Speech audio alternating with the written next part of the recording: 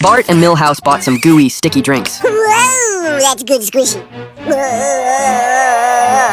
it like, Bart?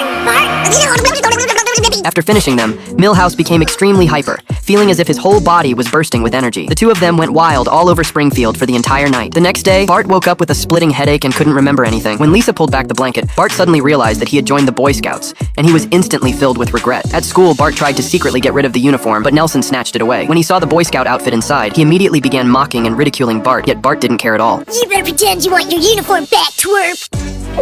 Keep away! Keep away! Oh no, woe is me, my precious uniform. Ugh. During class, the teacher suddenly announced a pop quiz. Hearing that Boy Scouts could be excused because they had a meeting, Bart quickly put the uniform back on. Hey, look! Sergeant Dork! Enjoy your test. Bart pushed open the door to the Boy Scouts meeting room and discovered that the troop leader was none other than Flanders. Their first task was to help bathe an old man, which caused Bart to pass out on the spot. Flanders then taught the kids how to perform CPR, and Bart quickly came to. Should I keep doing it? The following discussion was painfully boring. Bart got up, ready to leave, but then he heard that Boy Scouts were allowed to use knives. You guys get to play with knives? Oh, cool, a spark! Don't hurt me! However, Flanders immediately took the knife away, explaining that Bart hadn't passed the safety test yet. Bart left the room dejected, but on the way, he noticed people everywhere carrying small knives. When a passerby suddenly suffered from acute appendicitis, a doctor saved him thanks to the scalpel he carried with him. This only made Bart want a knife even more. When he got home, he buried himself in books, studying relentlessly and ignoring Homer's mockery. Egghead like this bookie was. Homer! Just tucking him in. Before long, Bart passed the test and finally got his own knife. Around that time, the Boy Scouts were organizing a father and son rafting trip. Bart thought bringing Homer along would be embarrassing, but he told him about it anyway. Bart assumed Homer wouldn't want to go, while Homer assumed Bart wouldn't invite him. After sorting things out, the two of them headed out together. Dad, I really want you to come on this trip with me. Bart, I'd be delighted to go on your trip with you. Don't! The event soon began, and the fathers were paired up in teams. Homer silently prayed that he wouldn't be teamed with Flanders, but fate had other plans. During the rafting trip, Bart worked closely with Flanders, which made Homer insanely jealous. What happened to that gosh darn map I brought? I don't know.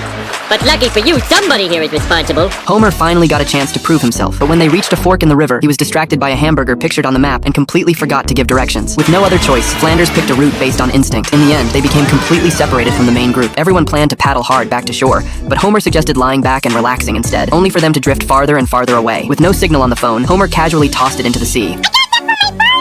Now I have to face stupid reality again. Homer even used their remaining drinking water to clean his shoes. Flanders begged him to conserve it, but Homer stubbornly ignored him and even scooped up seawater to drink. Oh, what does it matter?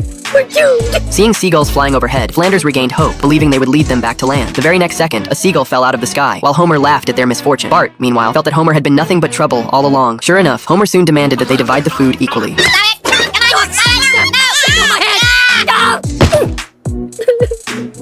Why couldn't I be on one of the smart rafts? I bet they're having the time of their life. Not long after, a rescue plane appeared overhead, reigniting everyone's hope. Flanders prepared to fire a signal flare, but Homer snatched it away and accidentally hit the plane. Homer somehow expected the very plane he had shot down to come rescue them. Even passing dolphins seemed to mock them. Flanders' hope was completely crushed. At that point, they were left with only a single piece of cheese to stave off hunger. Homer tried hanging it on a fishhook to gamble for a catch, but even by nightfall, he caught nothing. Thick fog soon enveloped the sea. Homer then took out a gift he had prepared for Bart, a Swiss Army knife stolen from the troop leader. Bart forgave Homer for his foolish behavior, but when Homer tried to hand him the knife, it slipped and punctured their raft. Just as despair set in, Homer smelled the unmistakable scent of hamburgers. He looked at the map and realized there was a burger joint on a nearby oil rig. Although the fog made it impossible to tell directions, Homer relied on his uncanny sense of smell to lead them the right way, finally guiding everyone safely out of the open sea. Give me 700 Krusty Burgers!